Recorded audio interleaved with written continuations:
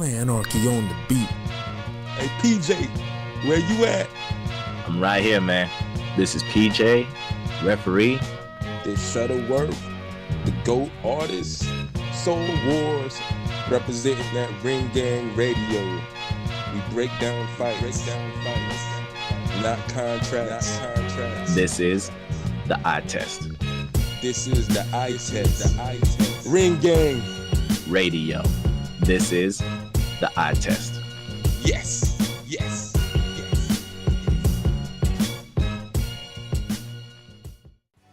Alright, so what's good, bro? How you feel about that Alvarez Kovalev fight that happened the other day? All I vividly remember is a right hand of right hands, and then it was the end. It was more or less, I would say, the fight was competitive until that happened. It was the end 3 times, though. Hey? It was the end 3 times. He dropped him like 3 times, bro. Oh, yeah, I'm talking about that. But I mean, like, at the beginning, it was a bit more competitive. And, like, because Kovalev couldn't really take him out at the beginning. So it's kind of like, all right, maybe I have to work a little bit more. He ate a couple body shots, and you can kind of tell he's a little uncomfortable with it. Then he just fell for that overhand right setup. And then he just, like, lost feeling his legs. Got into it again, ate that left hook, looked like a Muppet on the floor, got hit by that last one, and then the strings just got disconnected. The string got cut and he was just there. I'm like, oh dear Sergey. Pinocchio. Pinocchio. I don't know what to do with my puppet. Oh man, the shit that's killing me is where I be hearing all these damn niggas pulling out psychology degrees and trying to psychoanalyze Kovalev and all this shit when Kovalev was winning a competitive fight, not dominating, but winning a competitive fight. And he seemed like he was in control, and it was his first real test after the Andre Ward losses. So I think mentally he was cool. It's just he got clipped and he couldn't recover after that first time he got clipped. And, you know, Alvarez being a top level contender, you know, a top level boxer, went in and did what he had to do and just finished him off. And I don't really see all this old mental bullshit. I don't think Ward ruined him. None of that shit, because Kovalev had 2 little comeback fights, and you know, I thought he looked loose and fluid. He was punching in combination, looked good in those fights. You know, he didn't look like a guy that was struggling and, you know, like he was mentally done. And even in the Alvarez fight, he looked, you know, like he was composed and everything. It just, he got clipped. Mm-hmm. It happens. Yeah, it's just how it goes. It's like, this is the one thing that I guess a lot of people kind of always have to remind themselves. All it takes is one punch. All it takes is one punch. That one punch you can't see, or that one punch you weren't ready for, and it can change it altogether in an instant. It's happened so many times. This is boxing, the theater of the unexpected. Yeah, and yeah, he was edging out the competitive fight, and this was his first real test, because I'm looking up who the last 2 guys were, and I'm not going to even try and pronounce this one guy's name. I'm just going to go with his last name, Shabransky, with 2 I's. Took that dude out. He lost. Who he lost to again? Was it Sullivan Barrera or he? Shabransky lost to somebody. Another contender dude. Barrera. So I know he was alright. You know, he's better than the very first guy Kovalev fought, but I don't. Shabransky is the first guy. Okay. Yeah, he the one got clipped. Okay, the sparring partner was the second dude he fought. Yeah, Igor. Yeah. Shabransky was like a lower level, but a lower level guy in light heavyweight.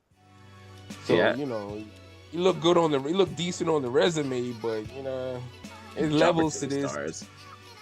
Yeah, exactly. And you know, a technical mistake I saw Kovalev make, and he's made this before, and I hope more guys start taking advantage of this.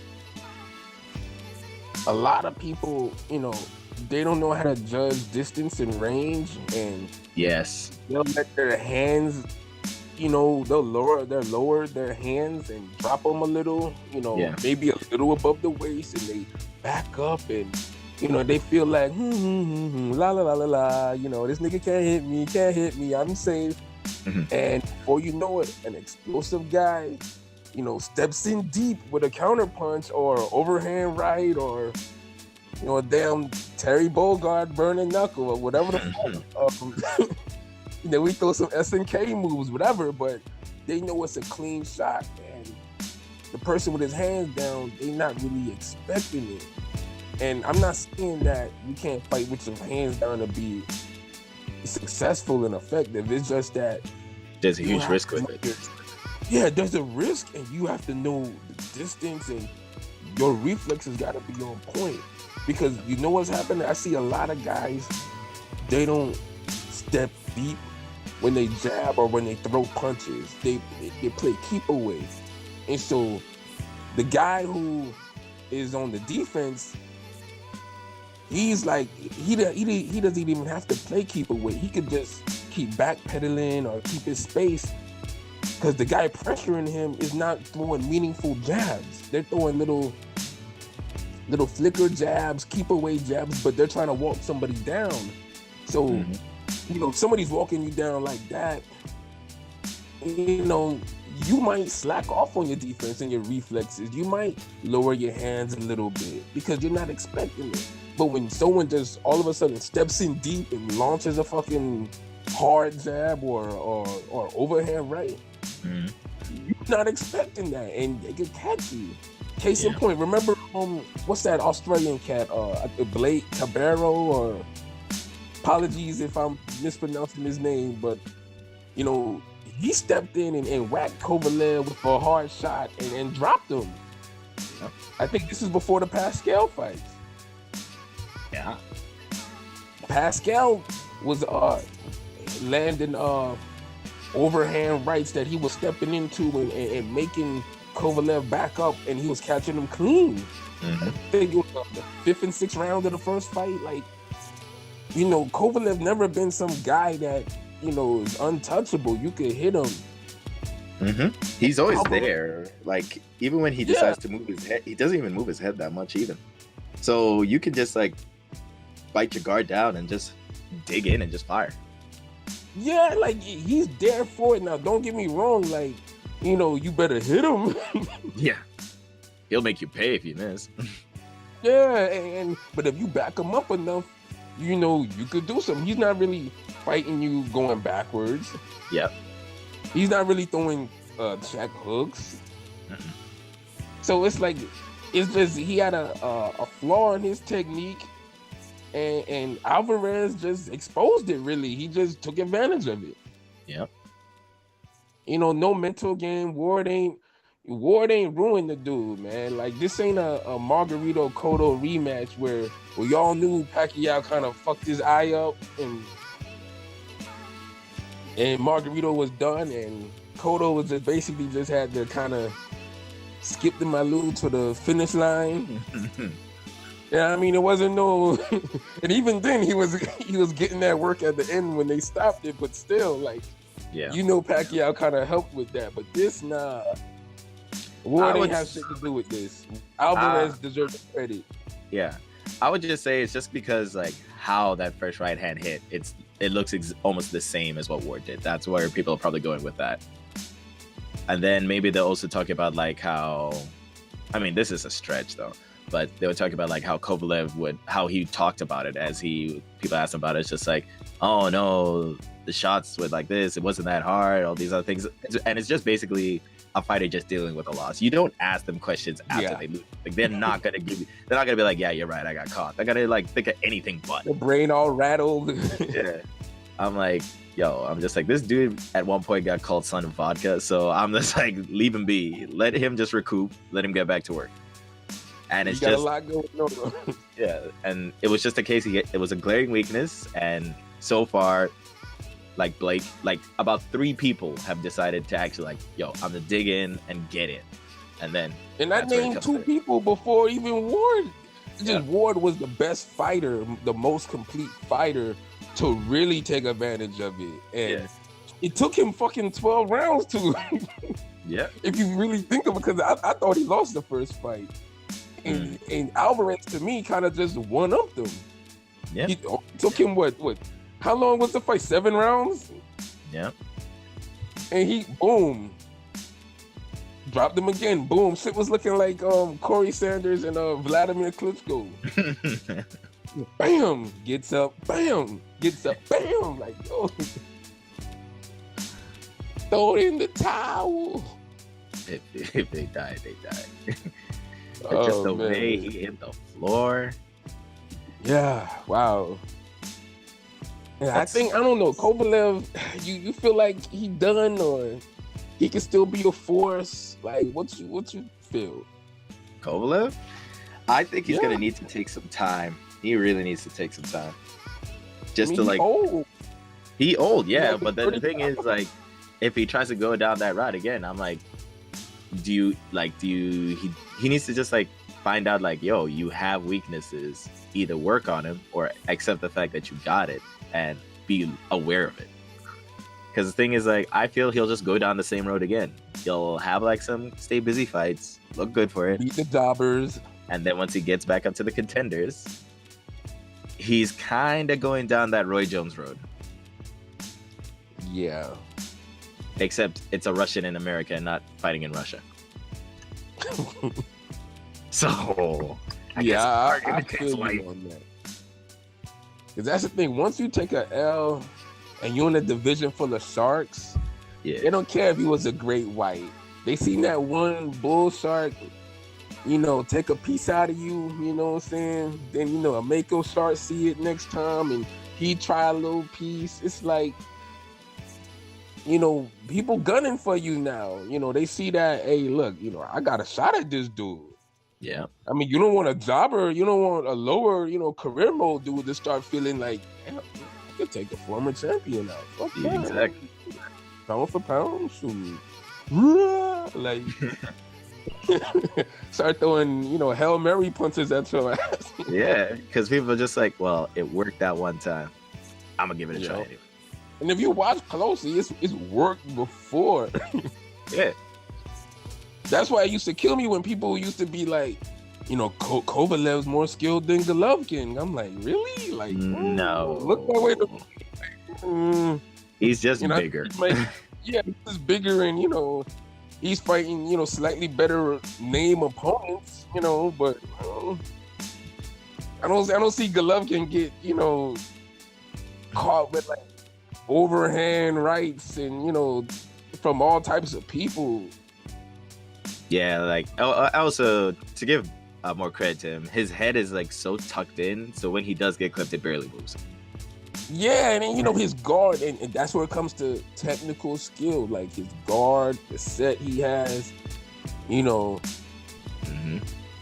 he's protecting himself from those type of punches that Kovalev gets hit with. Also, Golovkin's never really too often the taller guy in his division. He's like the average height of the middleweights there.